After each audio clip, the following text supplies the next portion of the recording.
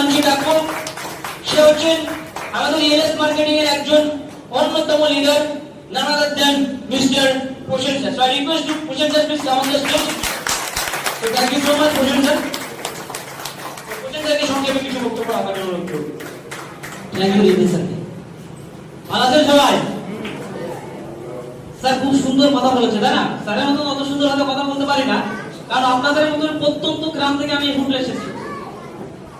আমার আর প্রথমে হিস্টোরিটা বলি, আমি কোথা থেকে জার্নি শুরু করেছি। আপনার হয়তো আমার থেকে উন্নত আছে পরিবার, কিন্তু আমার সিচুয়েশন এত কন্ডিশন খারাপ ছিল, আমি আমার বাবা বলে রিক্সা চালাচ্ছি, এমন দিন গেছে ২০ টাকা ইনকাম করি, বুঝতে পারছেন? সেখান থেকে আমার জার্নি শুরু। এমনকি পয়সার জন্য বলো পড়াশোনা করাতে পারিনি পুরোটা। উচ্চ মাধ্যমিক কমপ্লিট করে আমি কি করব বাবার পাশে দাঁড়াবো ভেবে দিয়েছি।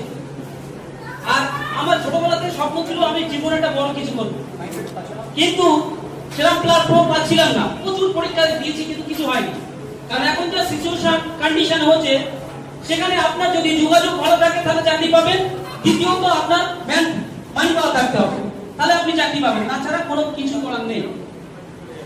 তারপরে এইভাবে ঘুরতে ঘুরতে আমি একটা ডাইরেক্ট সেলিং কোম্পানি প্রথম গিয়েছিলাম, কারণ ডাইরেক্ট সেলিং কোম্পানি একটা এমন একটা প্ল্যাটফর্ম যেখানে আপনি একটা সাধারণ মানুষ একটা অসাধারণ করে তোলার ক্ষমতা রাখে, যার জন্য আমি সেই কোম্পানি গিয়েছিলাম এবং একদিন দুদিন নয়, দীর্ঘ 4 বছর মেহনত করেছি, কিন্তু কিছু করতে পারিনি।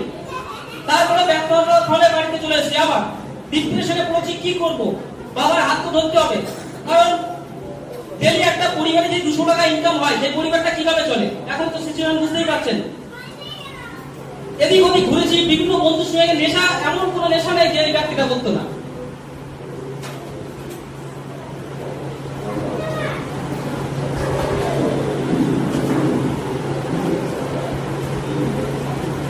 তারপরে একদিন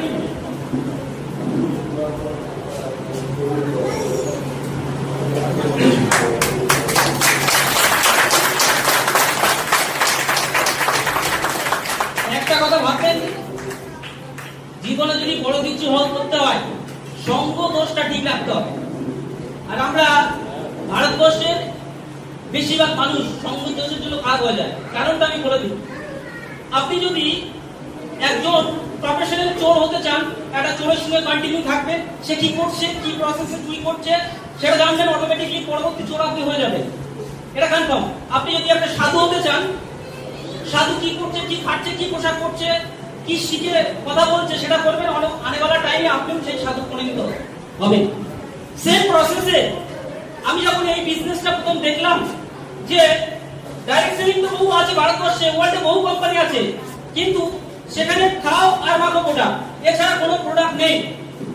সেই প্রোডাক্ট সম্বন্ধে মানুষকে বোঝাতে আমাদের প্রচুর টাইম লেগে যায়, এবং 10 জনকে যখন প্ল্যান দেবেন, 10 জনের মধ্যে কেউ করবেও না, এমন এমন সিচুয়েশন আছে। কিন্তু আমাদের যে প্রোডাক্টটা নিয়ে আমরা স্টাডিং করেছি, সেই প্রোডাক্টগুলো প্রত্যেকটা মানুষের প্রয়োজনে লাগে, লাগে না বলেন? তাহলে এখানে হারানোর কিচ্ছু নেই, মানে আমি 100-এ 100 দিয়ে কাজটা করতে পারবো।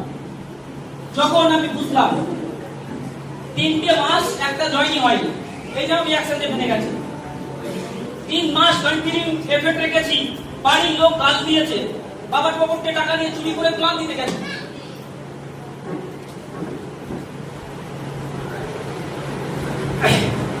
বাড়ির লোক তাড়িয়ে দিয়েছে, আমার হাততালি কোথায়?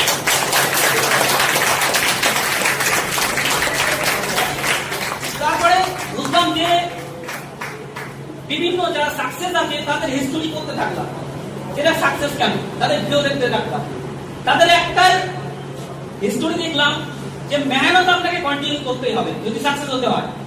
এবং মেহনত কি, মেহনত কৃষকও করে, আমরাও করি, কিন্তু কৃষক কি করে, ওরা আমরা পড়াশোনা করেছি যে সবচেয়ে মেহনত কারা বেশি করে, কৃষক এবং রিক্সা চালক।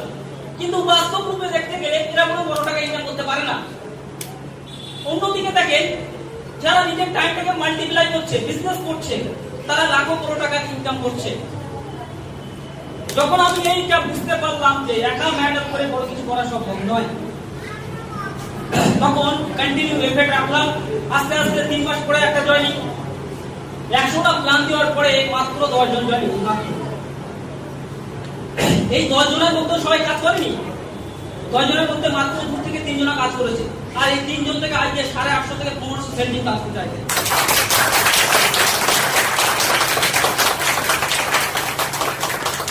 যখন প্রথম কাজ হয়নি তখন যদি আমি ছেড়ে দিতাম, আজকে এমন কোন ডিস্ট্রিক্ট নেই যেখানে আমার টিম নেই। আমাদের বিজনেসে বেশিরভাগ মানুষ ফেলিওরের কারণটা কি? কারণ স্যার আমরা কমফোর্ট জোনটাকে ছাড়ি না। যে বাবা মা তো কাজ করছে, ওর পয়সাটা চলে যাবে, কিন্তু আপনার পেছনে যদি জ্বালা থাকে, ভূত থাকে, দেখবেন সাকসেস কেউ উঠতে পারবে না। দুনিয়ার কোনো নেগেটিভ আপনাকে নেগেটিভ করতে পারবে না। আপনি যদি কন্টিনিউ এফর্ট রাখেন, সাকসেস আসবে যাবে। কারণ আমার মতন একটা মধ্যবিত্ত পরিবারের ছেলে, যেখানে আমার বাবা মাত্র 200 টাকা ইনকাম করতে একটা রিক্সা চালাতো ছেলে, আজকে পার মান্থ 40 প্লাস ইনকাম করে, বুঝতে পারছেন? শুধুমাত্র আগের মাসে যে 60 টাকা ইনকামটা, 38-60 টাকা শুধু চেক এসেছে, শুধু 8 টাকা দিয়ে, বুঝতে পারছেন? মায়ের তো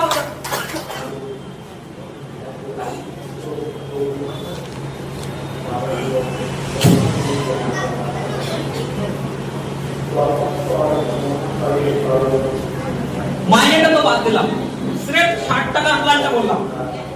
এই যে আমার মতন একটা ছেলে 20 বছর 25 বছর পড়াশোনা করার পরে কুত্তার মতন 10,000 টাকা 15 টাকা ইনকাম করার জন্য রেলে ট্রেনে খেতে খেতে যায়, আর সেখানে আমি আজকে যদি বাড়িতে বসেও থাকি, শুয়েও থাকি, তাও আমি বসে বসে মিনিমাম 40,000 টাকার উপর ইনকাম করতে পারবো। এর পাওয়ারটা কোথা থেকে? এই পাওয়ারটা কোথা থেকে? এই পাওয়ারটা এসেছে ইএলএস থেকে। যে ইএলএসটা আজ থেকে 2 বছর আগে আমি পেয়েছিলাম, সেটা তো আজকে আপনি পেয়েছেন। কিন্তু হাকিকত বলছি, একটু টাইম দিয়ে করবেন। যে কোনো কাজের একটু টাইম লাগে, একসাথে কোনো কিছু হয় না স্যার, কোনো কিছু একসাথে হয় না, সেটাকে একটু টাইম দিয়ে করতে হয়, বুঝতে পারছেন?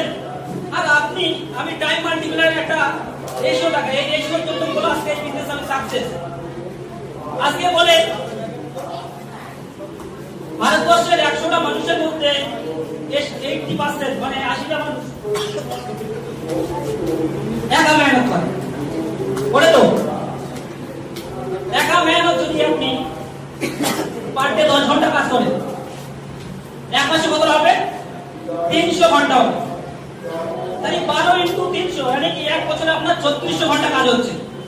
এর বেশি আপনি মেহনত করতে পারবেন না।